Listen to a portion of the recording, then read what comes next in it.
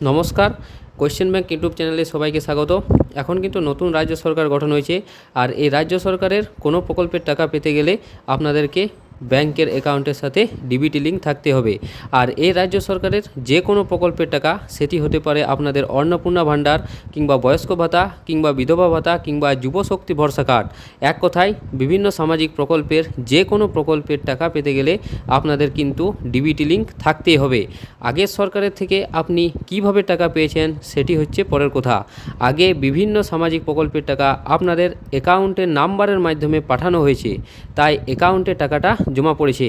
এখন কিন্তু ডিবিটি লিঙ্কের মাধ্যমে টাকাটা পাঠানো হবে বলে রাজ্য সরকার ঘোষণা করেছে। আর যদি আপনাদের একের বেশি ব্যাংক অ্যাকাউন্ট থাকে, তাহলে আপনারা কিভাবে চেক করবেন যে কোন ব্যাংকের অ্যাকাউন্টের সাথে ডিবিটি লিঙ্কটা আছে বা কোন ব্যাংকের অ্যাকাউন্টের সাথে ডিবিটি লিঙ্কটা নেই, এই সমস্ত কিছু আলোচনা করব আজকের ভিডিওর মাধ্যমে। আর যদি আপনাদের অ্যাকাউন্টের সঙ্গে কোনো ডিবিটি লিঙ্ক না থাকে, তাহলে কোনো প্রকল্পের টাকা আপনারা পেতে পারবেন না। তা অবশ্যই ব্যাংকের সঙ্গে যোগাযোগ করে ডিবিটি লিঙ্কটা করিয়ে নিন। তাই আজকের এই ভিডিওতে আপনাদের স্টেপ বাই স্টেপ দেখাবো কিভাবে আপনারা চেক করবেন যে আপনাদের কোন ব্যাংকের অ্যাকাউন্টের সাথে ডিবিটি লিঙ্কটা আছে আর কোন ব্যাংকের অ্যাকাউন্টের সাথে ডিবিটি লিঙ্কটা নেই। তো ভিডিওটা অবশ্যই শেষ পর্যন্ত দেখুন, আর চ্যানেলে প্রথম হয়ে থাকলে অবশ্যই সাবস্ক্রাইব করে দেবেন, ঠিক আছে। তো প্রথমে ডিবিটি লিঙ্ক চেক করার জন্য যে কোনো একটি ওয়েব ব্রাউজার খুলে নিতে হবে। তো আমি এখানে গুগল ক্রোম খুলে নিয়েছি। তো গুগল ক্রোম খোলার পর সার্চ বক্সে এসে সার্চ করতে হবে মাই আধার, MYAADHAAR দিয়ে এন্টার করতে হবে। এন্টার করার সঙ্গে সঙ্গেই আপনারা এরকমভাবে একটা ইন্টারফেস দেখতে পাবেন। তো এই প্রথমে যে ওয়েবসাইটটা আপনারা দেখতে পাচ্ছেন, তো সেখানে একবার ক্লিক করতে হবে। তো সেখানে ক্লিক করার পর এরকমভাবে একটা ইন্টারফেস দেখতে পাবেন। তো এখানে লগইন যে অপশানটা দেওয়া রয়েছে, সেখানে ক্লিক করতে হবে। চিন্তার কোনো ব্যাপার নেই, এটি আধার কার্ডের অফিসিয়াল ওয়েবসাইট। তো এখানে আপনারা দুটি অপশান দেখতে পাবেন, এন্টার আধার নাম্বার এবং এন্টার ক্যাপচা। তো এখানে আপনাদের আধার কার্ডের নাম্বারটা এখানে পুট করতে হবে। তো আমি এখানে আমার আধার কার্ডের নাম্বারটা এখানে পুট করে নিচ্ছি।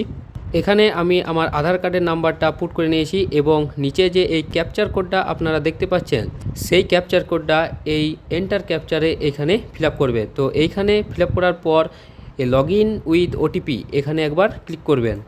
তো ক্লিক করার সাথে সাথে আপনাদের যে আধার কার্ডের সঙ্গে মোবাইল নাম্বারটা লিঙ্ক আছে, সেখানে একটি ওটিপি যাবে 6 ডিজিটের। তো সেই ওটিপিটা নিচে ফিল আপ করবেন। তো আমি এখানে ওটিপি ফিল আপ করে নিচ্ছি। তো ওটিপি ফিল আপ করার পর নিচে যে লগ ইন অপশানটা রয়েছে, সেখানে একবার ক্লিক করতে হবে। তো ক্লিক করার সাথে সাথেই আপনারা এরকমভাবে একটা ইন্টারফেস দেখতে পাবেন। তো এই ইন্টারফেসের মধ্যে এইখানে ব্যাংক সেন্ডিং স্ট্যাটাস এটা আপনারা দেখতে পাবেন। তো এখানে একবার ক্লিক করতে হবে। তো এখানে ক্লিক করার সাথে সাথেই আপনারা দেখতে পাবেন যে কোন ব্যাংকের সাথে আপনাদের ডিবিটি লিঙ্ক করা আছে। তো দেখতে পাচ্ছেন আমার এখানে দ্য বারওয়ান সেন্ট্রাল কোঅপারেটিভ ব্যাংকের সাথে ডিবিটি লিঙ্ক অ্যাক্টিভ হয়ে আছে। দেখতে পাচ্ছেন এখানে অ্যাক্টিভ বলে লেখা আছে এবং এখানে আমার আধার নাম্বারটাও দেখা যাচ্ছে। এছাড়া লাস্ট আপডেট ডেট, কবে আমি লাস্টে আপডেট করেছিলাম, তো এখানে সে তারিখটা দেওয়া আছে। তো এরকমভাবে আপনারা সহজেই আপনাদের কোন ব্যাংকের অ্যাকাউন্টের সাথে ডিবিটি লিঙ্ক অ্যাক্টিভ আছে সেটি অবশ্যই আপনারা চেক করে নিতে পারবেন আমার আজকে বলা এই প্রসেসের মাধ্যমে। আর যদি আপনাদের কোনো ব্যাংকের সাথে ডিবিটি লিঙ্ক না থাকে, তাহলে আপনারা এখানে কোনো ব্যাংকের নাম কিংবা এই অ্যাক্টিভ লেখাটা কোনো কিছুই দেখতে পারবেন না। তখন আপনারা বুঝতে পারবেন যে আপনাদের কোনো ব্যাংকের সাথেই ডিবিটি লিঙ্ক করা নেই। তখন আপনারা সত্তর ব্যাংকে গিয়ে ডিবিটি লিঙ্ক করিয়ে নেবেন। তো আজকের ভিডিওটা যদি একটু হলেও ইনফরমেটিভ লাগে আপনাদের কাছে, তো অবশ্যই একটা লাইক করে দেবেন এবং চ্যানেলটাকে সাবস্ক্রাইব করে দেবেন। তো দেখা হচ্ছে পরের ভিডিওতে। ধন্যবাদ।